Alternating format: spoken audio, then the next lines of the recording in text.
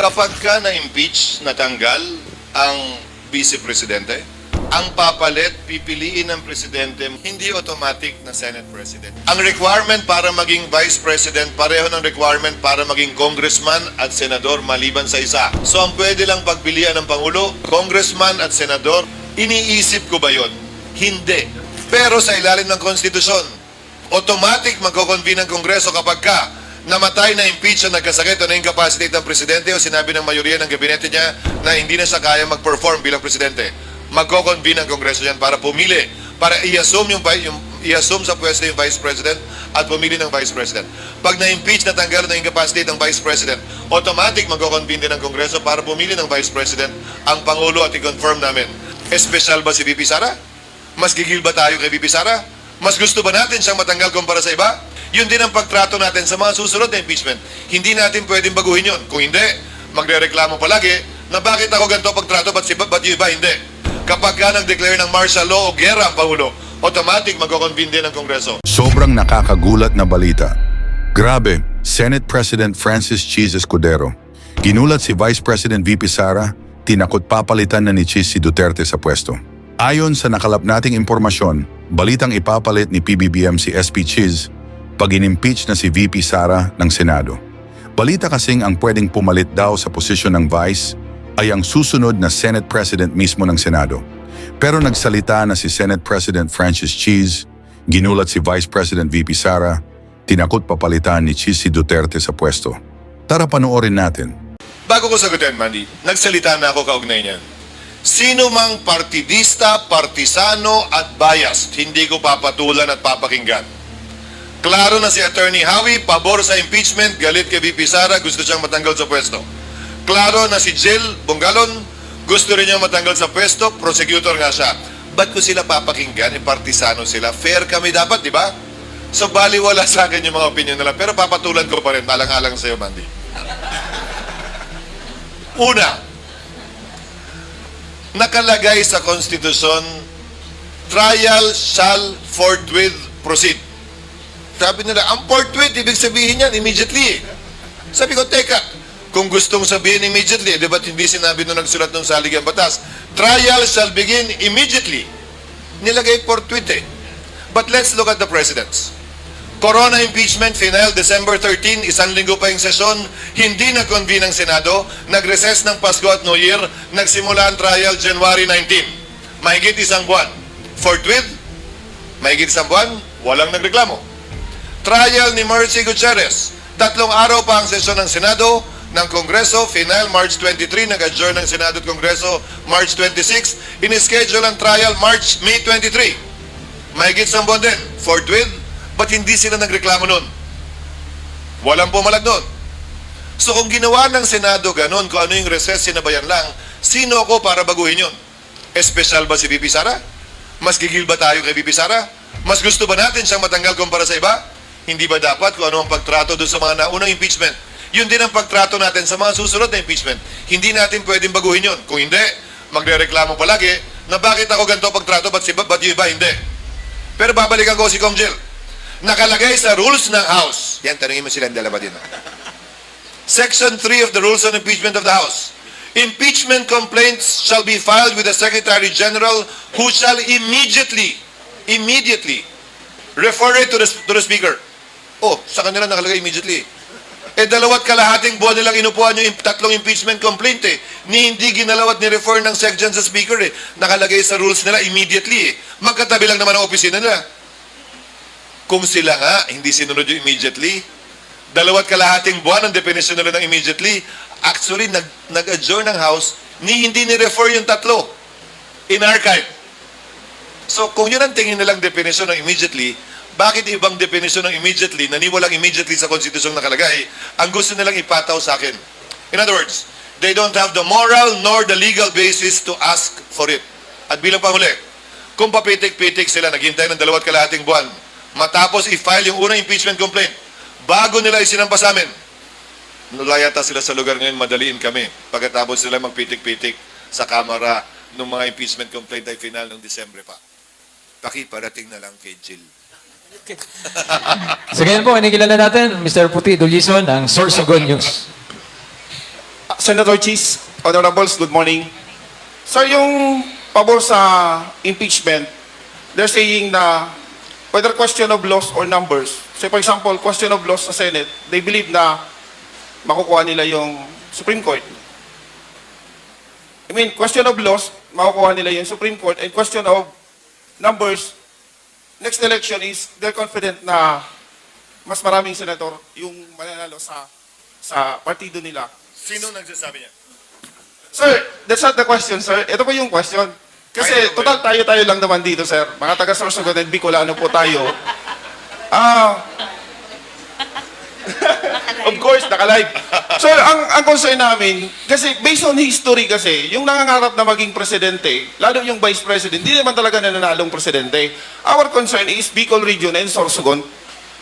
Your stand dito sa issue na ito makes you more, kung wala pang nakapagsabi niyan, sir, taga Sorsogon, na-observe yan na your stand, sir, na napaka-intelligent ng position nyo, napaka-fair ng decision nyo dun sa, in terms of your position, but others says na it's your persona na gumagaling dito eh. And we are Sorsoganon, and we believe na this makes you more credit and could be a potential or material sa Vice President and sa President. Sir, pwede mag-comment ka?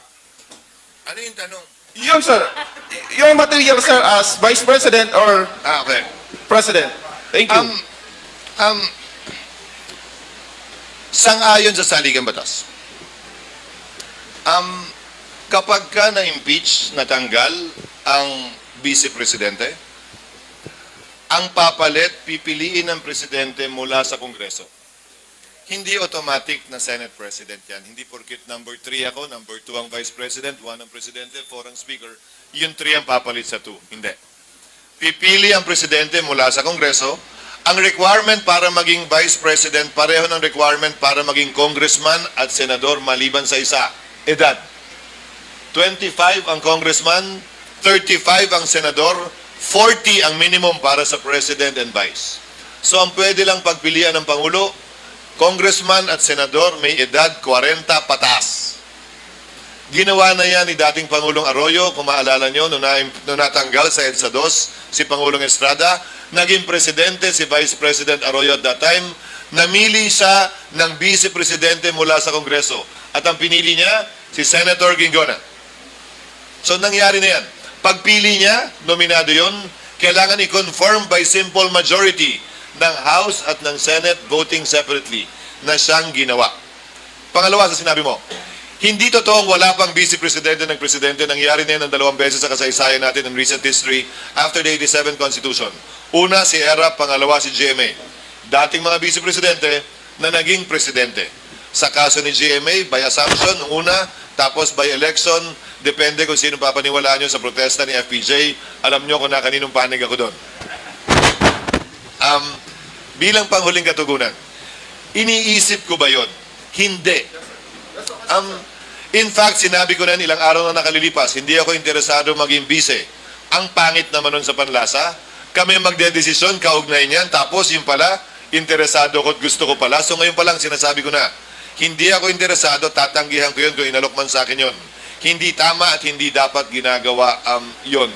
Sa katunayan, sa parte ng Kamara, siguro dapat ganun din, di ba? Kasi pipili nga mula sa Kongreso eh. Hindi naman din siguro dapat konsiderahin yan. Nung mga pumirma at nung mga nagsusulong ito, dahil baka mamaya masabihan sila na ito lamang pala ang interes at gusto nila, kaya nila ginawa ito. So prudence is the better part of valor. Delikadesa is rarely seen in government, but I think we can always go back to it and rekindle and refresh it in the minds of our people. Kaugnay ng pagtakbo sa 2028, wala rin akong balak, sa totoo lang. Mas gusto ko, pinag-uusapan namin yan ng asawa ko at kapatid at pamilya, ang mas direction ko pagkatapos ng term ko ng 2028, bagaman pwede pa ako mag-re-elect ng isa pang termino bilang senador. Mas mabigat sa akin ngayon ay magpahinga na. At hayaan naman yung iba na tumakbo doon. Bakit? By 2028, 119 million na ang Pilipino. Hindi lang naman ako pwedeng gumawa ng tungkulin ng isa sa 24 na senador. Sa 109 milyon, tiyak ko meron, baka nga mas magaling at mas masipag pa kaysa sa akin, ang pwedeng pumuno sa anumang iiwanan kong pwesto kung mapagpasahan kung hindi na tumakbo muli sa 2028. Thank you. Kinikilala po natin Mr. Dondon Arellano ng Radyo Oragon, Legazpi. Good morning, Senator Cheese, Idol, Congressman Owo, happy birthday, and Congresswoman Det. Senator, nagkakaisa kayo ng pananaw ni Justice Carpio Morales on her statement that impeachment cannot be constituted during the recess of the Senate. And on that press release by Justice Carpio Morales, may I ask, Senator, what is your opinion on the calling of your kapanyero ni Congressman Owo, si Senator Coco Pimentel, na abogado rin, bar top notcher pa, na mag-call ka na daw ng special session? Thank you. Hindi niya sinabing... Nahila ba? Hindi niya sinabing mag-call ako ng special session. Ang sinabi niya, magtawag daw ako ng caucus. Ang sagot ko, kahit na breakfast caucus, lunch caucus, dinner caucus, o merienda caucus yan, wala kaming pwedeng mapagkasunduan kaugnay sa pag-convene kung walang special session o hindi namin hintayin ng June 2. Pangalawa, sang-ayon sa konstitusyon, pwede lamang magpatawag ang Senate President ng special session kapag hiniling ko sa majority leader at pumayag siya, sa minority leader kay Coco Pimentel at pumayag siya, at kay Speaker Martin at pumayag siya, pero para sa isang dahilan lang, urgent legislation. Ang impeachment ay hindi urgent legislation. Anong gusto niyo, magbulungan tayo? Hoy, kunwari may urgent legislation, papa-request ako. Pero pag-usapan natin talaga impeachment eh. Yung palang mali na eh. Hindi ba? Pero sa ilalim ng konstitusyon, automatic magko-convene ang Kongreso kapag namatay na impeach ang nagkasakit o na-incapacitate ng presidente o sinabi ng mayoriya ng gabinete niya na hindi na siya kaya mag-perform bilang presidente. Magko-convene ang Kongreso yan para pumili, para i-assume sa pwesto yung Vice President at pumili ng Vice President. Pag na-impeach, natanggal na incapacitate ng Vice President, automatic magko-convene din ang Kongreso para pumili ng Vice President ang Pangulo at i-confirm namin. Kapag nag-declare ng martial law o gera ang Pangulo, automatic magko-convene din ang Kongreso. Pang-apat, para i-canvass at i-proklama ang nanalong Presidente at Vice Presidente sa eleksyon. Yun lamang ang apat na pagkakataong automatic kami magko-convene, hindi binanggit ang impeachment, at iisa lamang ang pagkakataong pwede ako humiling ng special session. Wala rin kinalaman ang impeachment doon. At alam ni Senator Pimentel yan, kaya caucus ang hiningi niya. Thank you. Any follow-up question? Don? Wala na? Okay, follow-up question. Thank you, Sir Dong, sa follow-up question. Senator Cheese, yung sabi baga, yung statement and pananaw ni Attorney Macalintal, election lawyer, na bawal daw against the Constitution, yung gagawing extension ba yun, yung right term ng election. So what is your stand and opinion on the upcoming election and 2026 ba yun, yung barangay election, Senator? Hindi pa namin inaaprubahan yung postponement ng barangay election. So hindi ko alam kung anong nireklamo pa niya. Kaibigan ko si Romy. Scheduled ang barangay election sa December 2025, pero may naaprubahan ng bill ang Kamara at ang Senado, magkaiba lang, kaugnay ng postponement nito. Ang inaprubahan ng Kamara, 6 years ang term. Ang inaprubahan ng Senado, 4 years ang term. Mag-uusap pa sa BICAM. Inaasahan ko mapag-uusapan yan pag-resume namin ng June 2 to 13 para magdesisyon ano nga ba ang gagawin. Dahil kailangan ng makapaghanda ng COMELEC kung hindi na yun mapopostpone sa December 2025. Yun ba yung sinasabi mong election na inaano ni Atty. Macalital? Yes, sir. Yung BARM election, pinospone na namin, pinirmahan na rin ng Pangulo yun. Walang nag-question sa Korte Suprema. So matutuloy ang election sa BARM, hindi ng May, October 13 ang BARM elections at pasado na yan sa Senado at sa Kongreso. Thank you. Kinikilala po natin Mr. Brian Arimbay of OKFM Sorsogon.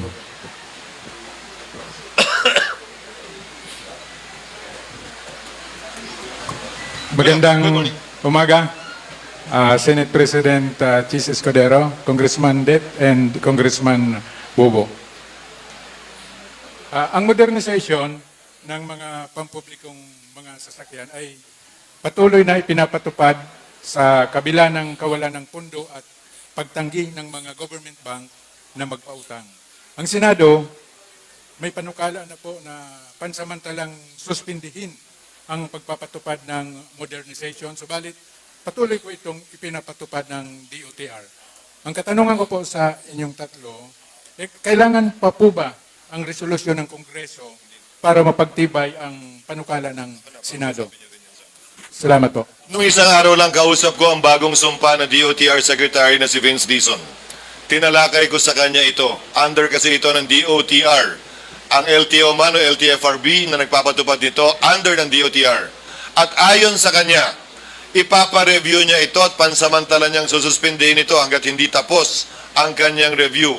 Dahil nabasa din niya ang posisyon ng Senado at mahaba-haba din naming tinalakay ito sa kanya mismo. Bago pa man siya nahirang bilang kalihim. Sa totoo lang, yung puso niya nasa sektor na ito. Dahil madalas kaming nag-uusap tungkol dito.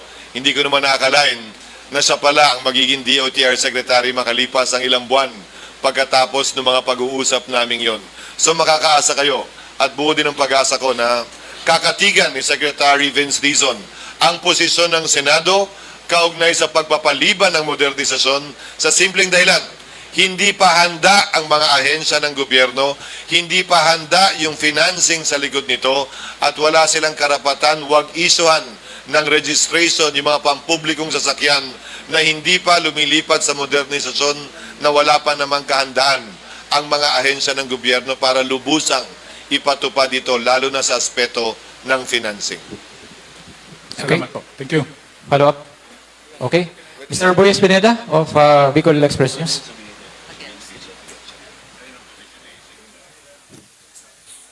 Good morning, sir. Good morning, Congressman, Congresswoman. Sir, ang tanong ko po, sir, 2007, your first term as Senator. 2011, nagkameron no ng impeachment kay Corona. 2012, nagkameron kayong verdict na guilty si Corona. Okay, that was December 2012. Sa mga panahon na yon, nag-set up po kayo ng House, ng Senate rules regarding impeachment. At bago po yan, ang impeachment process ni former President Estrada, meron din ho Senate impeachment rules. Ang tanong ko, sir, ano po ang nakikita niyong akmang Senate rules sa magiging impeachment trial ni VP Sara? Pinagdebatihan namin ng mahaba yan. Bagaman gusto naming i-update yung rules, hindi namin pwedeng gawin ang gusto naming gawin, lahat ng gusto naming gawin, dahil meron ng nakasampang kaso. I don't want the Senate to be accused of changing the rules in the middle of the game. Baka sabihin ni VP Sara, binago nyo to dahil lang sa akin? Huwag na natin bigyan ng dahilan sino man na umakyat at questionin ito. So ang babaguhin na lamang namin ang direksyong tinatahak namin, yung hindi makakaapekto sa kasalukuyang kaso ni VP Sara for future impeachment complaints na para maging mas maayos ito. Pangalawa, yung rules of court, yun din sana ang gusto naming i-update. Pero may provision na sa aming rules na nagsasabi that the rules of court shall have supplementary application insofar as these impeachment rules are concerned. So, pasok na doon yung gusto naming pre-trial at judicial affidavit. Yung pangatlo lang ang pinag-aaralan namin ng matindi. Yung pagtawid sa 19th to the 20th Congress ng impeachment. Final ng 19th Congress, madedesisyonan ng 20th Congress. Sabi ng iba, hindi pwede ito dahil kung ang batas nga daw, kailangan magsimula sa simula. Pag nagpapalit ng Kongreso, ito rin daw dapat ganoon. Hindi ako sangayon doon. Hindi ito batas. Impeachment trial ito. Sui generis nga, di ba? Class of its own. So wag nilang ihalin tulad sa batas ito. Pangalawa, may prinsipyo sa batas. Kung anumang sinimulan, dapat tapusin. Anong gusto ng mga nagsasabing hindi tatawid ito? Pagdating ng June 30, finish or not finish, para kaming grade 3, pass your paper. Hindi pa tapos magpresenta ng ebidensya ang prosecution ng depensa, pagbobotohan na namin. Hindi pa tapos magpresenta ng ebidensya ang prosecution ng depensa, i-dismiss namin dahil lamang June 30 na. Hindi ba dapat anumang sinimulan, dapat tapusin? At pangatlo, may president ng Senado dyan. Ang Senate Electoral Tribunal. Ito ang nagdidinig ng mga protesta sa eleksyon sa mga senador. Tumatawid yan ng Kongreso. 19th final, hindi pa tapos yung kaso, tatawid yan ng 20th. Nagpalit ng senador, nagbago ng miyembro sa SET, nagpalit ng justice, nagbago ng miyembro mula sa Korte Suprema, hindi dinidismiss ang kaso. Collegiate Court, Supreme Court, Sandigan Bayan, Court of Appeals, hindi rin dinidismiss ang kaso porkit nagpalit ng mga mahistrado. Tuloy lang ang kaso. Mas malala pa ngayon sa RTC. Yung RTC, isang judge lang yun, hindi maraming judge. Pag nag-retire, na-promote o namatay yung judge, lahat ba ng kasong pending sa husgado niya, dismissed? Kailangan bang i-file uli? Hindi, di ba? Kasi court of record, lahat ng mga pagdinig sa bansa.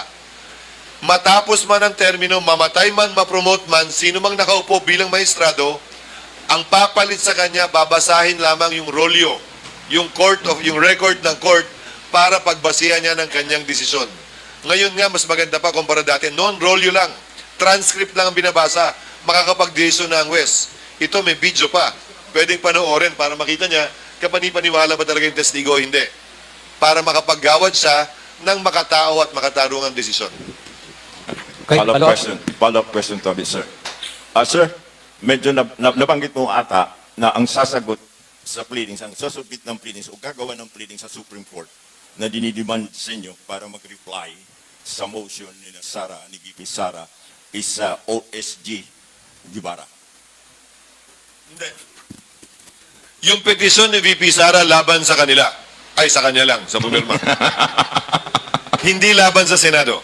Yung sasagutin ng OSG bilang abogado ng Senado, yung inihain na isang dating PCGG commissioner na nag-file siya ng petition for mandamus, wanting to compel the Senate to conduct the trial now. Yun ang pinasagot ko sa OSG. Yung petition ni VP Sara, hindi kami party doon. Hindi kami dinemanda ni VP Sara. Ang dinemanda ng kanyang mga abogado at niya ay ang Kamara. Kaugnay sa 1-year ban at saka doon sa verification procedure. Okay, sige. Another. Sir, continuing. Sir, yung composition ng Supreme Court, before nawala si former President Duterte, 13 justices ang na-appoint niya. Kasama na doon si Diosdado Peralta, naging Chief Justice. And siguro sa ngayon, majority of the members of that court, mga appointees pa ni former President Duterte. Kung ano man po ang mahihain ng kampo ni VP Sara against sa predicament niya ngayon sa Supreme Court, anong tingin mo, sir? Kakatig ba ang rule of law o kakatig ang sinasabing, oy, tao ka namin dati? May kakadisbar lang na abogado dahil pinintasan ng Korte Suprema. Wala akong balak sumigunda ron. Bilang abogado, I am an officer of the court and would not be one to accuse nor to raise questions about the credibility of the court. Pero ang masasagot ko kasaysayan na lang. Ang Korte Suprema hindi pa kumatig sa sino man kaugnay ng impeachment. Maliban na lang kung Chief Justice ang ini-impeach mismo. Sa kasaysayan, Davide, nag-issue sila ng TRO laban sa Kamara para sa impeachment na inihain laban kay dating Chief Justice Davide. Chief Justice Corona, nag-issue ng TRO ang Supreme Court para wag buksan yung foreign currency deposit account niya. Ang House, nung panahong yon, nasa Congress pa ako, hindi namin sinunod yung TRO ng Supreme Court. Pinagbotohan pa rin namin, pero walang 1/3 kaya na-dismiss. Ang Senado, nung panahong yon, ni Chief Justice Corona, nagpa siyang sundin yung TRO ng Supreme Court. So, magkaibang desisyon ng Kongreso, magkaibang pasya ng Supreme Court, pero kaugnay lamang sa isa sa kanila, hindi laban sa ibang impeachable officers. Kabilang na si dating Pangulong Estrada, si Mercy Gutierrez, at si Luz Tangcango, kung maalala ninyo, at si Desierto. Walang inisyo at hindi nakialam ang Korte Suprema doon. Thank you so much, sir. Thank you. Thank you. Kinikilala po natin, Mr. Mar Romero, para sa kanyang katanungan. Good morning, Senator Gamos. Sa West Philippine Sea, Mr. Senator, ano ba yung stand natin? Kasi ang dami ng bully. Magkailang bully na ba tayo bago umaksyon dyan? Bago umano, anong gusto mo aksyon? Itigil na yung pagbubuli ng China. Kung ayaw nila tumigil, anong gusto mo aksyon? Wala tayong laban. Hindi, ano ang gusto mo aksyon? Naririnig ko madalas yan. Dapat gumalaw na tayo, dapat lumaban tayo. Anong gusto nyo? Ang daming media. Sige na. Hindi, anong gusto nyo? Gera? Hindi, gusto nyo gera? Wala namang may gusto ng gera, kayo naman. Ayon sa isang survey, Exactly 0% ang Pilipinong sumagot na gusto ng gera dahil dito. So ano ibig sabihin nun? Iisa lamang naman ang solusyon eh. Diplomasya pa rin. Kulang man, hindi man sapat, hindi man napapatigil ito, yung kapalit nun na gera, wala din naman sa ating may gusto. Besides, it's unconstitutional. The Constitution states that the Philippines renounces war as an instrument of national and international policy. So we cannot do that. And we should not do that. Dapat, para sa akin, tama ang ginagawa ni Pangulong Marcos. Isinasaayos niya yung ating mga kaalyado para magkaroon ng mas malaking puwersa laban sa China dahil mag-isa hindi natin kakayanin. Pero kasama ang ating mga alay, kakayanin natin ito at least mapigilan o mabawasan man lang. Pero sa dulo, ang importante, huwag nating bitiwan kung ano man ang atin, kaugnay ng West Philippine Sea, na siyang ginagawa din ng kasalukuyang administrasyon. Okay. Follow-up question yung sa Comelec naman. Talaga ba yung tao ang magreklamo in spite of vote buying na nakikita nila? Sunod sagot ba pinag-uusapan natin? Albay o ano? Sa lahat na. Kasi yung Comelec sa palagay ko hindi naman realistic. Kasi alam pala nila na mag-vote buying. Bakit hindi nila huliin? Ba't kami inutos nila? Kasi kailangan ng testigo. Ang problema naman madalas sa kaso, testigo. Sinong testigo kaugnay nito? Nagsalita na ang Comelec. In-announce nila, pwedeng huliin in the act yung namimili. Pero kahit hulihin nila, kailangan pa rin may tumestigo laban doon sa namimili mismo ng boto. Ito na nga siguro ang pinaka-proactive na Comelec kaugnay sa issue ng vote buying na nakita ko kumpara sa mga nagdaang Comelec. Thank you very much. Thank you. Mr. Don Gloriani of Sorsogon Influencer. Good morning, sir. Gobwowo, Kong Det.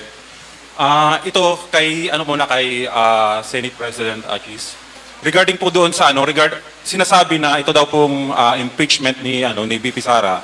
Nagsimula ito nung bumisita si President Marcos sa US. Kaya daw po itong impeachment nasa likod daw po nito yung US. Ito ay para pigilan ang pagiging pagtakbo bilang presidente ni VP Sara. And at the same time, sinabi po ito ni Professor Herman Laurel, geopolitical analyst po, na yun nga po, ginagawa ito dahil nga po doon para mapagilan si VP Sara. Bilang Senate President, paano po yung masasabi natin regarding dito? Hindi ko pa narinig yan. Ang alam ko, wala dapat pakialam ang sinumang dayuhan o banyagang estado sa anumang nagaganap sa ating bansa. Amerika, China o sino paman yan. Pero napakadaling mag-akusa sa parte ni Ginoong Laurel. Kilala ko rin siya, matagal na siya kolumnista at manunulat. Pero asan yung ebidensya nun para aksyon na namin? At seryosohin yung aligasyong yon. Hindi naman pwedeng dahil lamang sinabi niya, sasakyan at papaniwalaan na agad. Sigurado ko halimbawa, walang testigo, transcript o recording yan. So saan galing? At anong basehan niya para sabihin yon?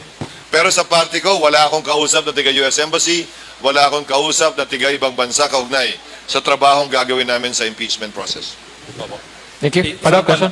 Isang follow-up lang po. Yes, sir. Regarding po doon sa itong impeachment ni Sara, pwede bang magresulta ito ng national security since na may mga grupo na sinasabi na handa silang sumuporta kay Sara just in case na ituloy itong impeachment? Wala namang pumipigil sa kanilang suportahan siya basta naaayon sa batas yun. Ang impeachment ay isang legal, konstitusyonal at mapayapang proseso para mapanagot, gawing accountable ang matataas nating opisyal. Anong problema nila doon? Kung talagang inosente yung kanilang kinakampihan, wala silang dapat ikatakot. Kung guilty yung kanilang kinakampihan, dapat siguro maging concerned sila. Pero ang titiyakin ko sa inyo, ang impeachment hindi ito kinakatakutan. Hindi ito tinatakbuhan palayo. Hindi ito rason para hindi kayo makatulog sa gabi. Legal, konstitusyonal at mapayapang proseso ito ng pagpapanagot ng mga abusado sa pwesto. Ayaw ba natin yon? Di ba dapat imbis na takbuhan pala yun, iyayakap yun? Di ba dapat imbis na mawalan tayo ng tulog dahil dito, mas mahimbing dapat ang tulog natin dahil sa akusasyong may pang-abuso ay inaaksyonan ng Senado at ng Kamara. Thank you. So, Pwedeng local issue lang. Okay, Political local issue. issue. Marami pong nagtatanong, particular sa amin sa page, kung buo pa daw po yung ERHAP. since na yung isang miyembro ng ERAP halos hindi lumilitaw simula po nung nag-file kayo ng ano. Sino? Si Kung Ding. Ikaw naman, kahit naman ako, huwag mo na akong pilitin. Ikaw naman. May gusto lang magpatanong. O sige, sabihin ko kay Suding, pero pag ako umabot ng ganong edad at kulitin mo ako mag-attend ng rally, ikaw yung awayin ko, ha? Yes, buo, kompleto. Pero siyempre, retirado na si Kong Ding. Pero hindi kami nagkukulang sa pagkonsulta at pagbisita at pagtanong sa kanya, lalo na si Kong Wu, sa maraming mga kinakailangang pagpasahan at giya kaugnay sa mga leader sa barangay. Kabilang na ang pagpili ng mga kandidato nitong eleksyong ito, partikular sa segundo distrito ng Sorsogon. Panahon ito ng chismis dahil eleksyon na naman. Sino bang may ayaw na nagbabangayan yung politiko dahil may balita? Sino bang may ayaw na mabubuwag ang isang grupong napakalakas? Siyempre may kwento. Pero napakalayo nun sa katotohanan.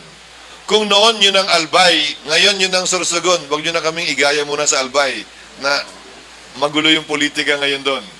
Dito hindi gaanong magulo ang politika. Lalong-lalo na kaugnay sa napakalakas na grupo ng NPC dito. Piso isa ang intriga. Kaugnay sa akin, kay Kong Det, kay Kong Wu, kay Governor Amor, pero baliwala sa amin lahat yun at malakas ang aming samahan. Maski na nga yung intriga na yung pinsan ko tumatakbo laban kay Kong Wu at doon daw ako dahil blood is thicker than water. Napatunayan ko na yun doon sa mga matagal ng media dito sa Sorsogon na hindi porkit Escudero ang apelido, automatic kakampihan ko. Kung hindi yon ang kagrupo ko at kapartido ko. Ang isang maliwanag na ehemplo na lang nun ay si Governor Amor mismo. Siya ang kauna-unahan niyang eleksyon, nilabanan niya Escudero. Bago pa lang ako nun. Wala pa akong kamuang-muang. Yung pangalawang takbo niya, nung nakita ko yung magandang ginawa niya sa kasiguran bilang mayor, hindi na kami magkaaway, magkakampi na kami. Pero ang kalaban niya, Escudero pa rin. Pero siya ang kinampihan ko noon as early as that. Ito yung isa pang pagkakataon na mangyayari yon. Hindi ko tatalikuran at kakampihan ko palagi si Kong Wu sa kanyang pangalawang termino, maski na laban sa sino mang kamag-anak o kaibigan ko. Ganon din kay Governor Buboy. Ganon din sa iba naming kandidato sa NPC. Hindi naman namin kailangan mag-away. Hindi naman namin kailangan kalimutan na kami magkamag-anak. Pero hanggang sa araw na eleksyon, hindi muna kami bati. Hindi kami magkaaway, hindi lang muna kami bati. Dahil klaro ang aking posisyon at paninindigan sa pagsuporta sa lahat ng kandidato ng NPC dito sa probinsya ng Sorsogon. Okay. Isa na lang yung pinakamalaking issue sa Sorsogon na kumalat nung mga nakaraang ito pong mga pagbaha na ang dahilan na nga daw po itong quarry at itong mga development na nangyayari sa Sorsogon na itong ang mga infrastructure project dahil nga dito sa calamity is na discovery na substandard. Ano po yung masasabi natin regarding dito? Actually, chinek namin yan. Hindi quarry ang dahilan dahil malayo naman yung quarry na ginagawa sa Albay kumpara dito. Alam niyo naman yan. Pangalawa, yung infrastructure projects, pina-audit ko lahat. Kung yun nga ba ang dahilan ng baha. Aminin natin, dulot at dala ng climate change, mas malakas talaga ang pag-ulan at mas madalas ang pag-ulan sa Sorsogon. Sa katunayan, nagsimula lang yata umaraw kahapon nung dumating ako. Hindi ko naman dala yung araw, pero nagkataon lang. Bahong iyo, ini mga nakaging simana baga, sige nuran. Umaraw lang kahapon at saka ngayon. Tinanong ko din ang mga nakakaalam at eksperto. Nagsabay ang high tide at ang malakas na ulan. Kaya bumababa agad dahil pag wala ng high tide, low tide na uli, kusang bumababa yung tubig. Hindi dapat pagbulan ng baha. Bakit? 17 hektarya ang marireclaim natin dyan sa coastal road na dagdag lupa para sa sentrong napakasikip na. At hindi naman umapaw yung tubig dagat doon sa coastal road. Sa katunayan, yung tubig nanggaling sa bundok, hindi galing sa dagat. Hindi lang nakalabas yung tubig galing sa bundok dahil nga high tide. But as soon as natapos yung high tide, bumaba din naman yun. Pero patuloy yung aming pagbabantay at pag-aaral kaugnay nito para tiyakin na hindi talaga galing sa mga bagong development yung anumang pagbabaha na nararanasan natin ngayon sa sentro ng Sorsogon. Thank you. So, I will accommodate 3 more questions. Mr. Andre Gravito of Pasalingaya. Good morning, Kong Det, Kong Wuwo, and Senator Chis. Good morning. Naunang taan mga proyekto. Nabati ko tabi, Senator Chis, kay Kong Det, kay Kong Wuwo, may mga project. Saan niyo po update kan mga project mo sa Sorsogon? Kay Senator Chis. So, project ni Ako? Senator Chis sa Sorsogon. Na ano pang gusto niyo? Bako, konektado na namon sobra 93% kan mga barangay sa paagi kan tinampo. Tanganing mas pasil, tatagalogin ko, sorry. Para mas madaling lumabas at pumasok ang produkto sa kada barangay at ang transportasyon at emergency vehicles natin makakapasok na rin doon. Tinatapos namin ang pasilidad ng mga eskwelahan dito sa Sorsogon. At siguro yung pinakabagong gagawin pa namin this year ay ang Pinakulan Island. Gagawin ko na talagang isla yun. Meaning tutulayan galing sa coastal road. Hindi yung kasalukuyang daanan. Yung may nakalagay na Sorsogon ba o Rimpiolas. Tatanggalin yun pag natapos yung tulay. Ang access sa Pinakulan ay yung tulay lamang. Bakit? Para badla-badla na ang tubig, bako ng araw ka ng tubig na stagnant, kaya mabaho ang tubig dun eh. Ikot na lang ikot dapat yun. De-develop namin, may relocation site na gabos na residente sa Pinakulan Island. Approximately 100, pero ba yan dong? 100, sige, ang taas pa no. 123 o 28, but I may be mistaken. Tanganing mabakante ito. Ang ideya namon, yan ang magiging events place kan Sorsogon. Kaya imbis na nahilin nito, kasanggayan, sirado ang mga tinampo, masamuko ng Kapitolyo, dito na lang. Pili Festival, sirado ang tinampo, masamukon ang mga peryahan sa reclamation, dito na lang. May concert, Siringman, dito na lang. Tanganing gabos na activities kang Sorsogon, magiging bastante at sufisyente ito, tamas o menos 4 hectares garo ang Pinakulan Island. Okay. Thank you. Next, Mr. Red Laksa.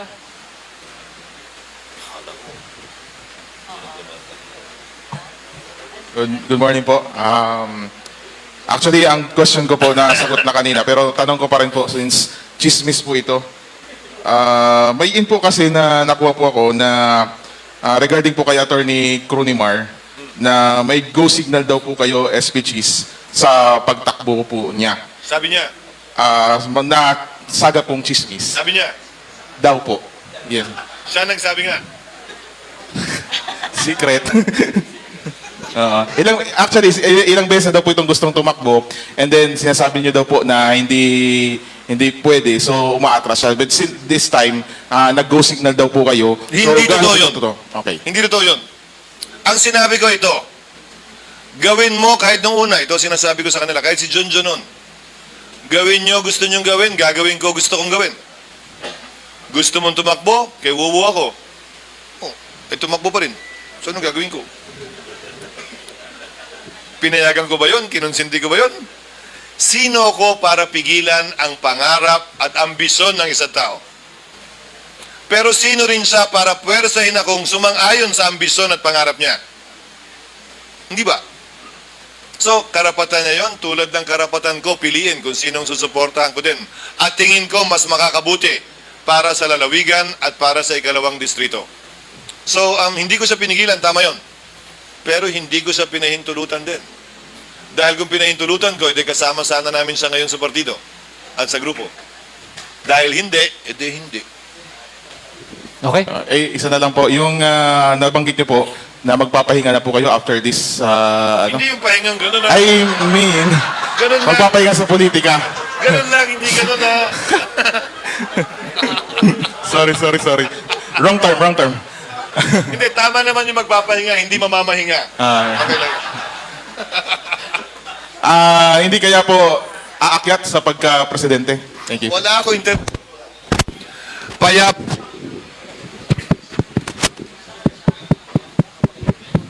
Sa totoo lang, wala ako interes. Kahit tingnan niyo ako sa mata, hindi ako interesado talaga. Payapa na ang buhay, masaya ang buhay. Sino mag-aakalang mararating ko ang pangatlong pinakamataas na pwesto sa ating bansa? sapat na yon para sa akin. Na humiling pa ako, humirit pa ako, nang higit pa ron, baka OA na. Baka OA na at hindi na nararapat. Maging ganun pa man,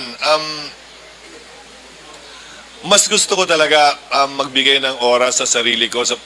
Dahil sa ngayon, mahigit kumulang 30 taon na ako sa politika. Mula pa sa pangangampanya sa tatay ko. 27 taon ako nakapwesto, congressman man, senador o gobernador, at magta-30 taon na akong imbulgado sa politika. Sapat naman na siguro yun, tama na yun. Hanap naman tayo ng ibang gagawin. Ayaw nyo nun, pag-uwi ko rito, patong-itong-it na lang, bahala na sila. Hindi na ako, wala na mga gantong press con, sila na lang. Di ba? Kung magkukwentuhan man tayo, either sa inuman o sa kapihan na lang para talagang pwede mong magamit sa column, sa chismis, at saka sa broadcast. Dahil wala naman ako sa politika pagdating ng oras na yun. Thank you. So last question from Ngayon, ikaw, bilang Pilipino, ano ang masasabi mo at reaksyon sa balitang ito? Mag-iwan ka ng komento sa ibaba at atin pong babasahin isa-isa.